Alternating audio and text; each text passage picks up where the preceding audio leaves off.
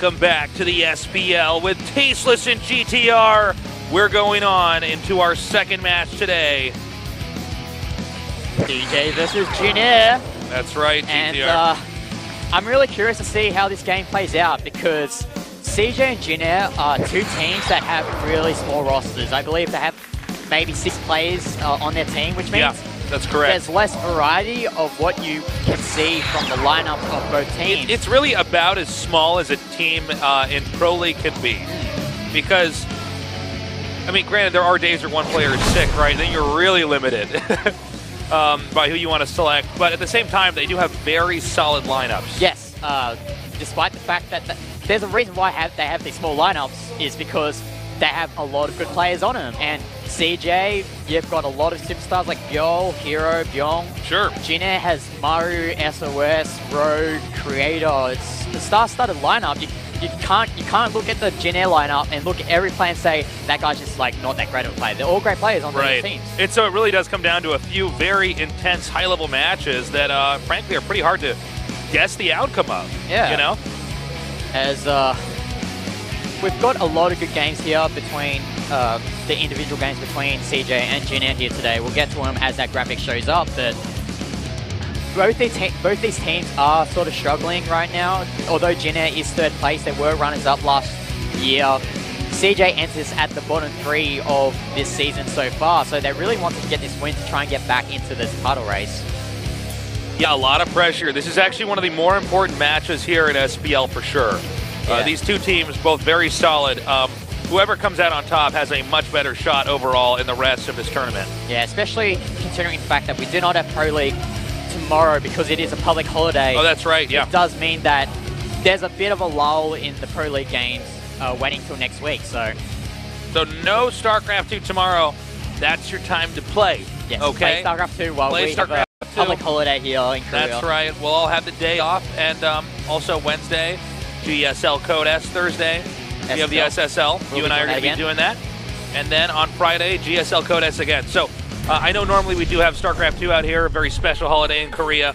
Anyways, on to our matchups today. It's going to start out ByuL versus Rogue, then Bunny versus Maru. After that, Hero versus SOS. And if we do go to a 4th match, Ragnarok against Trap.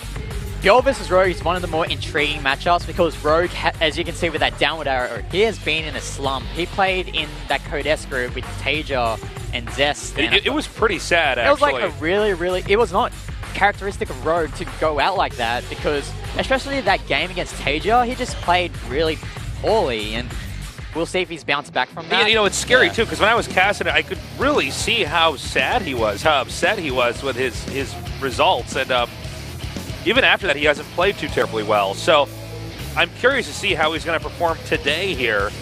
But you got to factor in the last few games we've had. And obviously, you know, Rogue's somebody who wants to keep improving himself. So hopefully he can do it here today. ByuL, a player who's very accomplished in StarCraft 2 overall, and has had some pretty good recent results as well. Yeah, even though he has been eliminated from Code A/S, as I don't know what happened here.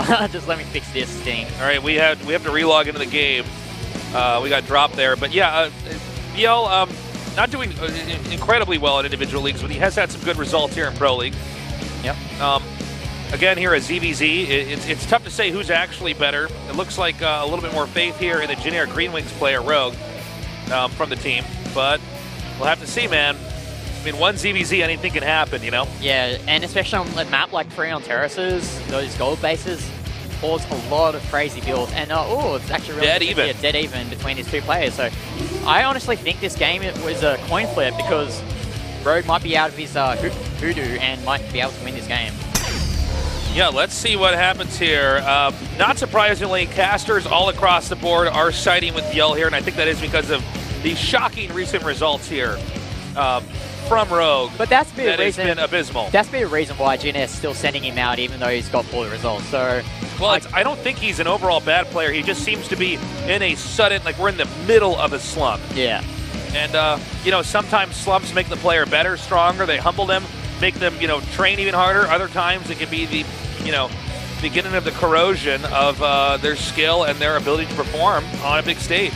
Yep. So we'll just have to wait and see whether Rogue can come out of his slump or stay in it. All right, guys, this is game number 1. CJ versus Janair Green Wings. ByuL against Rogue.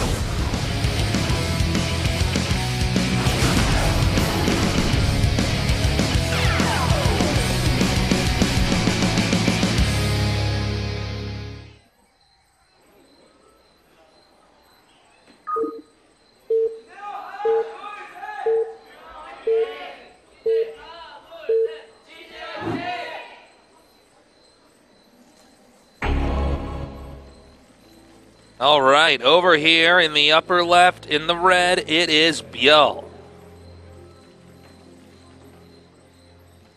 And in the bottom right, in the blue, Rogue.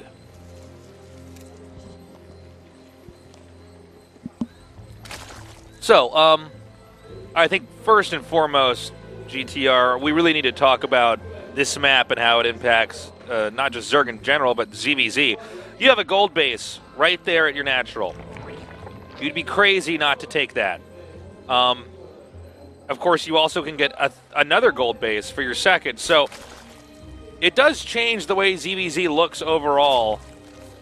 You know, normally you see 2-base Zerg versus 2-base Zerg, you know what to expect. The balance tends to shift a little bit there when you have all those additional minerals coming in, but not necessarily immediately other hatches coming in to help produce. Yeah, definitely. I mean, Prion Terraces, whatever you want to call it. Oh, actually, before I go into my thought, Rogue's actually taking this base at the right side, which is third base. He's actually triple expanding. Yeah, here. he's doing a triple hatch. That's right. Very risky play here, but it's going to work out for him because ByuL's only just started his spawning pool, and that's a really bold move there from Rogue. Let's see if it does work out. This is what makes this map so weird, right? Like, I don't think he will instantly be killed here, but at the same time, it's not easy to balance these 3 bases. You know, this is a third base that's a bit far away. We'll have to also see what are the scouting patterns exactly here from ByuL, because when you look at it for ByuL, is his Overlord necessarily going to go to that third base immediately? Maybe not, right? Yeah, like in my. He also. Sorry, I don't mean to run over you. He also just gets a slight boost. He gets his drones here to the gold base earlier because the build is a little bit different, which means a slight boost in minerals incoming. That can fan out into a pretty big factor here. Yeah, we just have to wait and see how this plays out, because having that extra hatchery being unscouted could be what wins Rogue the game. Because if ByuL's not aware what's happening with that third base, and the longer that ByuL allows Rogue to get a queen up there, even if it's not mining, you can still get the lava from that base. You can keep injecting it. Right. And those are extra units that Rogue can use to spend on Zerglings or Queens or whatever build unit that he decides to use, and that might end up winning the game for ByuL. As you see, actually a hatchery in the main. Wow, a macro hatch. A macro hatch 2 minutes into the game. 2 minutes, yeah, no. I thought I'd never say that. Okay. Peekaboo. I see you. He sees that third base. That's right. So it's going to be really interesting to see how he reacts with this. This is where we see how the algorithm in his mind is going to work for ByuL here, and how he plays this, because he knows that this game is not going to go well if he doesn't get something up very quickly. Now we see the Evo chamber. Is this for some droppery? Not sure. Maybe for some kind of an attack upgrade with a timing here. Yes, a Baneling nest as well. Actually, was that a Baneling nest, or was it actually an Evo chamber? I'm not too sure about that. Go ahead and check on the preview PC. No, that's actually Baneling nest. No, it's ByuL that's getting the Evo. Oh, okay, so... Wait, double check. Are we crazy? Oh, it's right here. It's actually getting Carapace quickly, so... All right. And he's going to get Roach Warren. Now, remember, you're going to have such a surplus of minerals, you can get a pretty scary amount of roaches that you might not be able to get otherwise. At the same time, though, the longer that Rogue has this third base, I mean, he's already ahead in supply, okay? And he's actually getting more and more money here, too. So I'm not totally sure. Guys, I just don't know how this quite works yet. This map is still quite new to me, especially in ZVZ. So let's go ahead and learn this all together here. Oh, he canceled something as well. He canceled the Evo chamber. I think he was expecting maybe a Speedling all-in, but seeing that he's actually just droning up... No. He kept the second Evo. Okay. Oh, it must have... He was just afraid of exactly this, which would be all these lings coming up here. But he should be able to transfuse that queen. Does that queen not have energy? He doesn't have energy. And now this queen's actually going to come in and it's going to die to these Zerglings, but these Zerglings actually coming out from Yeah, there's a lot of Zerglings coming out, though, but he does get 2 Queens, and 2 Queens is definitely something, my friend. I mean, maybe it's some lost inject time there, or maybe some lost creep tumors, but it's... In this state of the game right now, it's just very, very strange because of the way the map is right now. He's going to try to end this, okay? His link speed's about to get done, and armor, okay? Now, I don't know exactly what this timing looks like, but I think it's clearly intended to bust a 3-base Zerg. Now, even though he got those Queens, he did lose some Lings trying to come up there and do that. Of course, Banelings are coming up here, which is another factor. He needs to kill this hatchery. He needs to kill Really nice around there. He's going to see these Banelings down here at the bottom. More Lings are coming up right now. These Banelings are going to hatch, though. Gets a few hits. We'll see. Oh, it doesn't get the hits that he needs, and these Zerglings are doing a lot of damage, and he's going to go for these Roaches. I think he should have just tried to snipe that hatchery. I'm not sure how much that armor is going to help against Banelings. That's what I don't get. It's nil, because you're always going to one-shot those Zerglings. But it might mitigate the damage that he's taking from those Roaches, but... yeah, but I mean, it just seems like a Baneling's Nest counters this. Yeah. Now, what is it? 33 workers for ByuL, 43 workers for Rogue. So Rogue is sitting pretty right now. Now, ByuL's trying to catch back into this game because he knows he can't outright kill Rogue in this situation, especially with those Banelings out. So Rogue's sitting really pretty right now. A lot more Lings are going to be massed up here. I'm sorry. I'm at a loss here. I don't understand what ByuL can possibly do. The unit comp is much more sophisticated here for Rogue than for ByuL. As we see here, it just doesn't seem to be. Yeah, I mean, I'm just not sure what exactly you're supposed to do here. And Rogue is, by the way, quickly becoming much bigger in every possible aspect of Zerg than ByuL is. He's getting Ravagers out, but those Ravagers is not enough to deflect this army of Rogue, and especially with Rogue sitting on these... Oh, he's got extra Lings there as well to do a counterattack if he needs to. Yeah, well, I mean, he has everything, right? I don't see what I mean, ByuL's already playing from a deficit. I think, you know, Rogue's build kind of hard-countered what ByuL did. ByuL didn't find that third base until his Lings came up there, but it seemed as though ByuL looked at this and thought, okay, time for the X build, whatever that is. And he starts getting the Lings and the armor, and then after we see the attack commence, didn't seem to do much. But ByuL's very good. He's very adaptable. Let's see how he plays this from here. Yeah, it felt like when Rogue got that Baneling Nest, the only purpose of that Baneling Nest was to build Banelings in the case that ByuL did attack like that. And Rogue kind of read ByuL perfectly there, as ByuL's trying to catch up here, taking that third base, but it might be too little too late. We'll see how this game turns out. I do like the Ravagers coming out on the map and taking out these Overlords. This is actually giving a lot more map control over here to ByuL. Oh, he's going to come down here. He spots the Lings that are down there. Yeah, nice pick off there from ByuL, and forces Rogue away from that corner, so he can't do any run-bys. We see really interesting composition from both players. We see Rogue Baneling Ravager here from Rogue, as ByuL just going for heavy Lings with those Ravagers as his backup. So if ByuL can snipe those Banelings with those Ravagers, he can do a lot of damage with these Zerglings. Yeah, that's possible. Let's see here. The supplies are in the lead right now for Rogue, but it looks like their army size is actually almost the same. As you see, an actually nice run by here from ByuL. Doesn't actually really do that much damage. Yeah, you saw the whole position micro attempted to be used there. We have ByuL coming down now. As we see, Lings going to come up here for a counterattack. It looks like these Lings over here for ByuL should be ready. But I don't think it's enough. These are way too many Lings for ByuL there for Rogue to defend. And it looks like he's going to try and slap this expansion out. He actually doesn't get to cancel that. No, I think he did not get to cancel that. No, he didn't get to cancel that. Yeah, he did not. Oh, sorry, I misunderstood you. Yeah. So that was a pretty good play. He gets the Queen over there. Meanwhile, an attack over here. So far, ByuL's defense pretty damn good. But again, a number of drones here from Rogue is absolutely terrifying. We have Banelings coming up right now. They're going to go over these drones! Oh, so much damage there. 12 drones. And big look at plays. The weapon count as well. 24 drones to 56. I think ByuL has to kill Rogue here right now. Hold on. We have Corrosive Vials connected in the middle here. And so many Lings with the Ravagers. Remember, these Lings do have armor. I think you can Corrosive Vial in the middle. I've never quite seen this like this. I have to say the Corrosive Vials are really being optimized. A lot of damage. It just does seem like Rogue should just have too much. I think Defender's advantage here. Rogue can just re-rally units. That's it. GG. That's it. GG.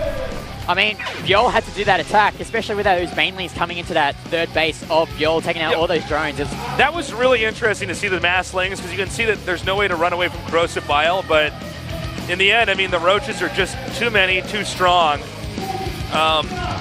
I think behind the mass Zerglings is that you can surround that army, and then because your opposing Zerg player can't move out of that surround, you can use those corrosive vials to just circle around your opponent and just get those perfect hits. But I think ByuL had the right mindset to that game, but he just fell behind when... Well, I think he went for the wrong build back there. I mean, that just seemed like... ByuL did not seem to be in a good spot after that. Yeah. And it definitely seems like Zerg just has an answer when they do have Roaches and Banelings.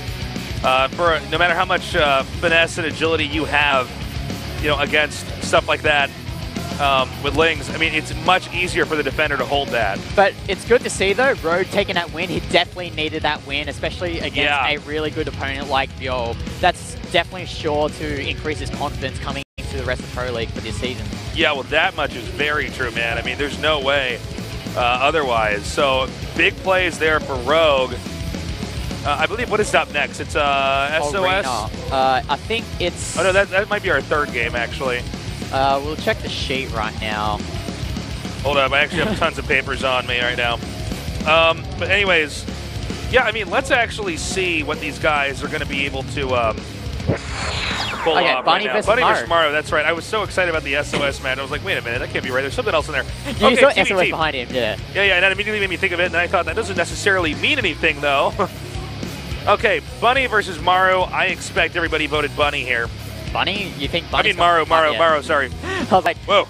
I was like, I've been thrown off here in the last minute. Yeah, Mario playing phenomenally right now. Bunny's certainly a good player, but Mario is Bunny actually made out his Code S group, I believe, so... So he's a very, very good player. Yeah. But Mario is just looking so hot right now. I mean, Mario hasn't really performed well in the SSL. Did he qualify for Code S? I'm not too sure about that, but... He's doing very well right now. Yeah, I mean, he's dominating. I think it took some time for him to gel back into Legacy of the Void, but now we're seeing the results from him.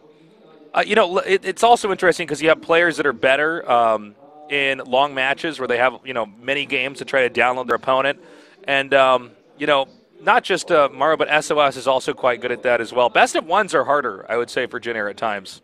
Yeah, there's much more honestly, I think it's a different kind of preparation. Better. Yeah, you have to prepare in a unique way compared to, say, a best of 3 or best of 5 that you encounter in the individual leagues. And also you have the backing of your team to help you out prepare for that best of 1. So it's a different dynamic.